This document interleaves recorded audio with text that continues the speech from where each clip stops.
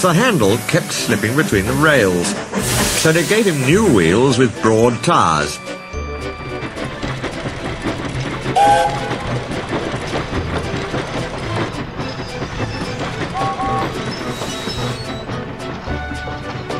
The other engines teased him.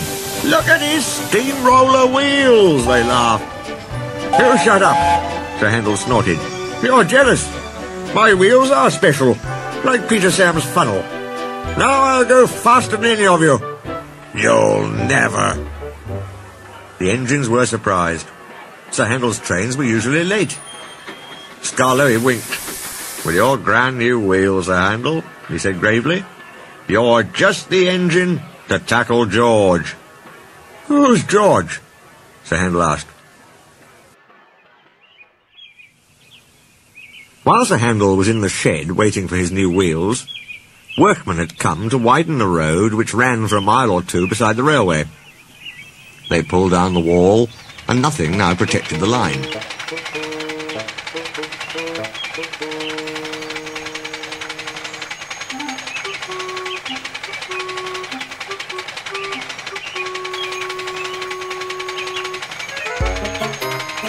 George was their steamroller. He chuffered to and fro, making rude remarks when the engines passed.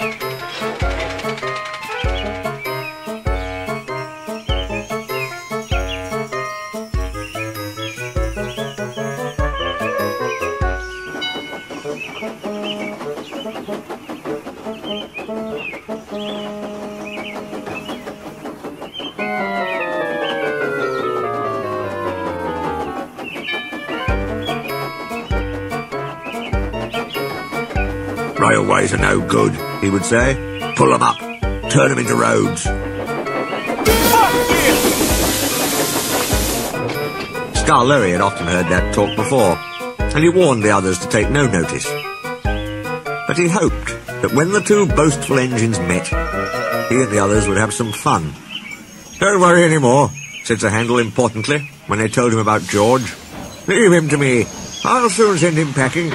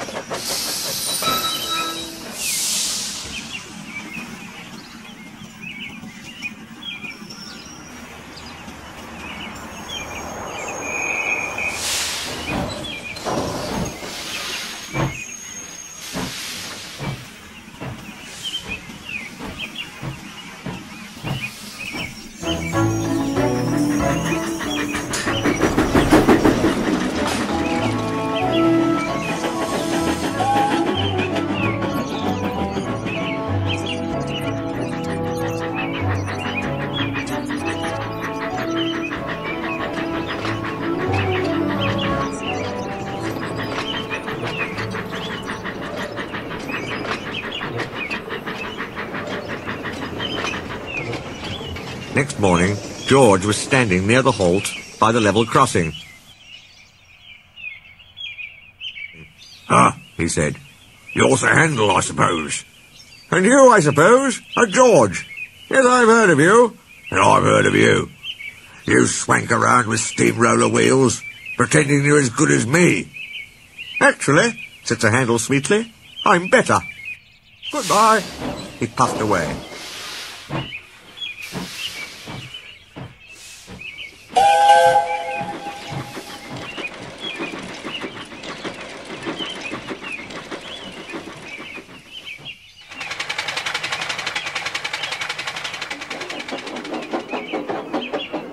One afternoon, Sir Handel had to bring a special load down after the last train had gone.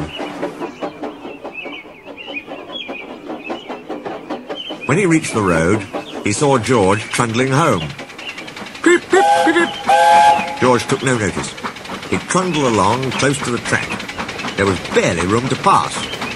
Sir Handel slowed and crept cautiously alongside. "Get out of my way, you big clumsy road hog," he hissed. "I don't move for imitation steamrollers," retorted George with spirit. They lumbered along side by side, exchanging insults. No one could ever explain what happened next.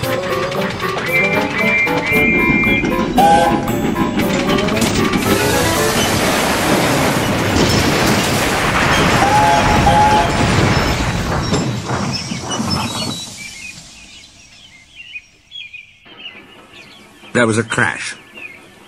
The brake van tilted sideways, and the guards scrambled out to find George's front roller nuzzling his footboard. The two drivers were hotly arguing whose fault it was. A policeman strolled up in time to stop the argument turning to fisticuffs.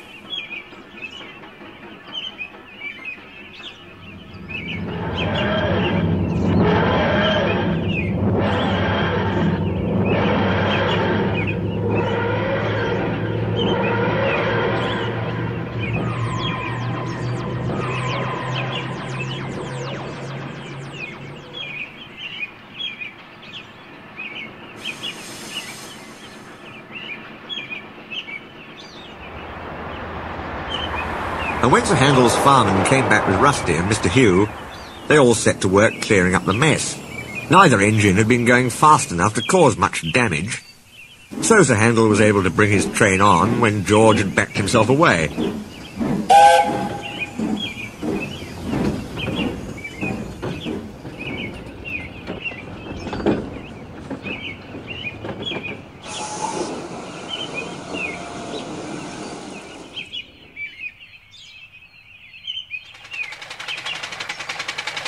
Next day, the workmen put up a fence between road and railway and then went away, taking George with them. This was because they'd finished their work.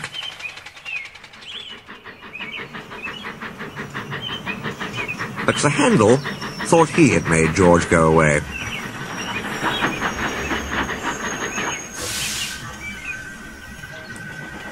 He was more conceited than ever, and talked everlastingly about steamrollers.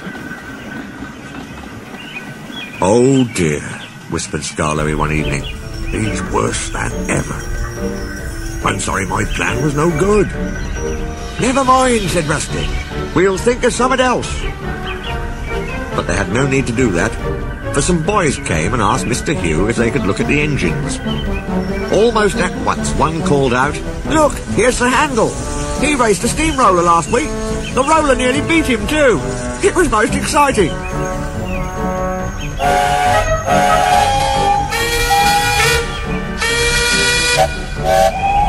Sir Handel never mentioned steamrollers.